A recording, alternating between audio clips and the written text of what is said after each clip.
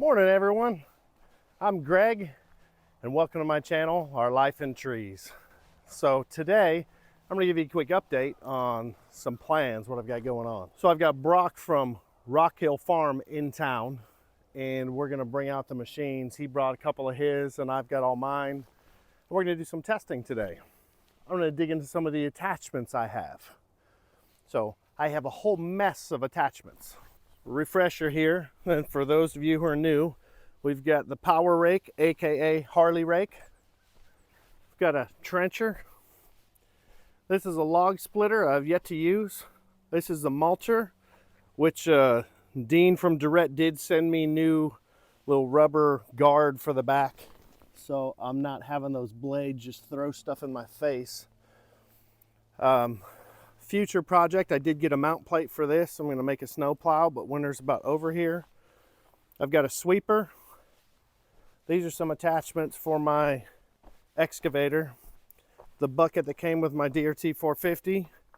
Might use the grapple today. I've got a brush cutter. 4-in-1 bucket I'm probably going to use for some gravel work.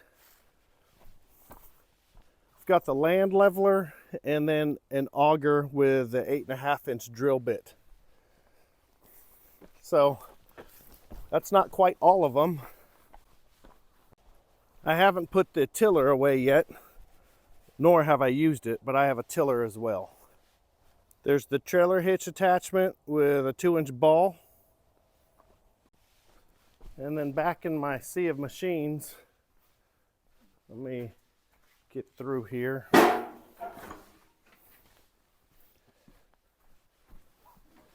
Back in here by the leather couch, I have my stump grinder. I do keep this inside because, well, I don't want it messed up. This is where I keep all my spare parts. These are the rubber pieces for the mulcher that I still need to get put on. Man, the shop is full today. So today we're going to bring the V1000 out. I'm going to put the mulcher on the 450. I'm going to try out Brock's Bombalite, and we're going to put some attachments on that. We're probably not going to mess with that little auction unit. And we're probably going to put his big old mini excavator against my Kimron XH20D. I was sent this battery operated grease gun. It came with the little needle as well as this one for the Zerk fittings, and that thing is awesome. I'm going to do a review on that later. That makes my life so much easier. But look at the condition of my driveway here in front of the shop. All this sand has washed into my gravel and come through from underneath. So my project, I'm going to scoop all this sand out. We're going to make a pile way back over there in the yard, and then I did bring some rock in, so I'm going to redo the driveway. We're going to use the Harley rake, probably the 4-in-1 bucket, but I want a proper driveway again. I'm tired of all the dirt, so I'm going to get that fixed up.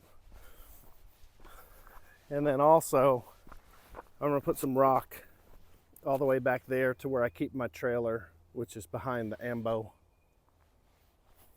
Some of the videos I plan to put together that are real quick and easy, they won't take me much time because I have the equipment right here and I've already been through it. But for those of us new people, the homeowners that never used these machines before, we don't know what we're doing. We're buying these machines, and then like I got mine, I didn't know how to operate it. It's up on a pallet on my trailer. I've got to get it off, and I just don't know. So I've learned a lot, and I'm going to share that stuff with you in some videos. So I'm also going to do a video on how to change attachments, because you can't just disconnect the coupler. You've got to move the auxiliary to a certain position to be able to get the coupler apart. I didn't know that before. It took me a lot of frustration and Googling to figure that out. I just didn't know. I'm going to do the lift test coming up. I got the concrete blocks. So this isn't all of them, but right here I have 20, and they're 33 pounds a piece. So for every 10, 330 pounds. So I've got 660 pounds of concrete right there. You know, it's easy to measure, easy to store. It won't change weight like with wood. It gets wet, it gets heavy, it dries out, it gets light. Bags of concrete get wet, they'll hold, retain moisture, they'll harden. Those, that's just easy. They're blocks, they're 33 pounds, they're gonna be 33 pounds. That's just how it is. So I think that'll be a good thing to have for testing.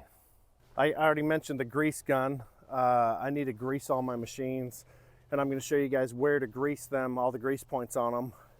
So in the video, the newbie 101 how to use a mini skid steer video, I'm gonna pull my 450 out and I'm gonna give a quick overview of how to operate it. Just basic operations, basic functions when you first get it, what you need to do. So I'll do that, and I'll do one with the V1000. So if you guys get it and you don't know what you're doing, just watch that video. It'll be real quick and painless.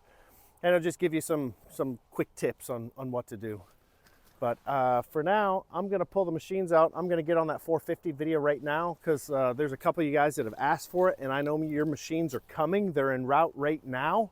So let me get that out, let me get that filmed, and then you'll know what to do when it comes and you uncrate it.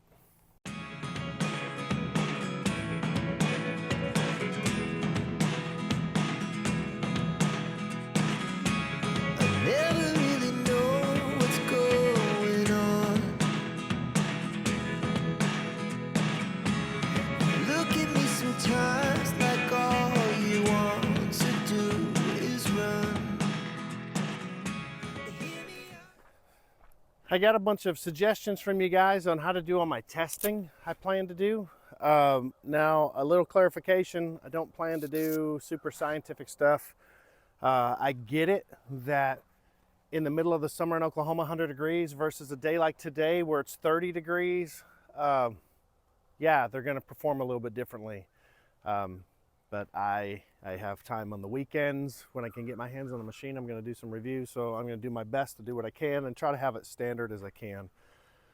But I now know how to measure an angle of a hill. I've ordered something to be able to measure how many decibels a machine is, and I still haven't figured out how to measure flow. I've seen some options in the hundreds and thousands, and I'm just not that ready to commit to that.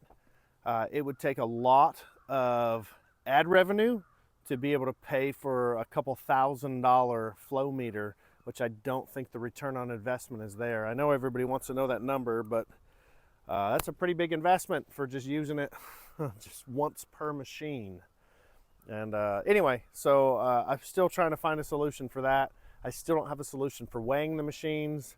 I do have the concrete blocks for the lift test, and I've got most of it set up and ready to go. So I'm going to get into that soon. But I'm going to get into this 450 video. Brock's on his way over here. We're going to have some cool stuff to come in today. Actually, check out his channel, Rock Hill Farms. He's already uploaded a video that we did yesterday, just a tour of all our machines and a little introduction. So have yourself a good day. We'll talk to you soon. Any suggestions for me, please leave them in the comments. If you haven't already and you like this sort of stuff, like and subscribe. We'll see you soon.